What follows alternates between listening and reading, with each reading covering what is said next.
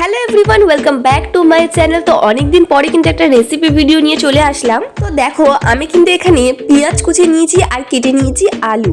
তো যারা নর্মালি ম্যাগিটাকে সিদ্ধ করে খেতে পছন্দ করো না, তাদের জন্যই কিন্তু এই ভিডিওটা। তো ভিডিওটা স্কিপ না করে দেখতে থাকো। আর বলে দিই, আমার গলার ভয়েসটাকে একটু ইগনোর করো, কারণ আমার খুব ঠান্ডা লেগে গেছে। প্রথমে তো তোমরা দেখলেই আমি আলু আর পেঁয়াজগুলোকে ভালো করে ধুয়ে কেটে নিয়েছি কুচি কুচি করে। তো দেখো, আমি কিন্তু দুটো ম্যাগি নিয়ে নিয়েছি আর ম্যাগিটাকে এখন কিন্তু সিদ্ধ করার জন্য সসপ্যানে দিয়ে দিয়েছি জল গরম করে আর দিয়ে দিয়েছি। তো দেখো, আমি কিন্তু গ্যাস অন করে নিয়েছি আর এবারে কিন্তু কড়াটা গরম করতে দিয়ে দিয়েছি। তো তোমরাও কিন্তু এটাই করবে, আগে কড়াটা গরম করতে দেবে। তো কড়াটা একটু গরম হয়ে আসলে তারপর তেল দেবে, তারপর তেলটা একটু গরম হয়ে আসলে দেখো, নর্মালি যেরকম তোমরা বাড়িতে আলু ভাজো, আমি কিন্তু সেইভাবে আলু ভেজে নিচ্ছি।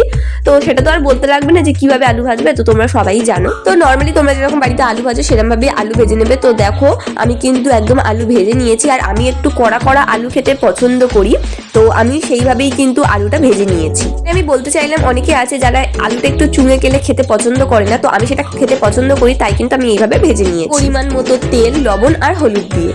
তো এবারে দেখো, ফের কড়াটা গরম হয়ে গেলে আমি কিন্তু কড়াই তেল দিয়ে দিয়েছি আর এখন তেলও গরম হয়ে গেছে আর আমি কিন্তু এখন সেই কুচিয়ে রাখা পেঁয়াজগুলোকে ভেজে নিচ্ছি।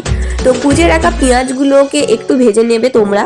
যারা পেঁয়াজ খেতে পছন্দ করো না তারা কিন্তু এটা বাদ দিতে পারো। তো যারা যারা সবজি দিতে চাও, এতে সবজিও দিতে পারো, যেমন গাজর, বিন কড়াই, মটরশুঁটি, আরো অনেক কিছু। তারপরে দেখো, পেঁয়াজগুলোকে ভাজা হয়ে গেলে আমি কিন্তু কড়াইতে ম্যাগি দিয়ে নিয়েছি আর এখন কিন্তু আমি ম্যাগিগুলোকে ভালোভাবে ভেজে নিচ্ছি। তো তারপরে কিন্তু কড়াইতে দিয়ে দিয়েছি আমি আলু ভাজা, যেটা আমি আগে থেকে ভেজে রেখেছিলাম। তো দেখো, এখন কিন্তু পুরো বানানো কমপ্লিট হয়ে গেছে আর আমি একটু সুন্দর দেখার জন্য বা খেতে আরো ভালো লাগার জন্য আমি এর উপর দিয়ে দিয়েছি বাদাম। তোমরা অবশ্যই এই রেসিপিটা ট্রাই করো অ্যান্ড কমেন্ট করে জানাবে কেমন হয়েছে। বাই।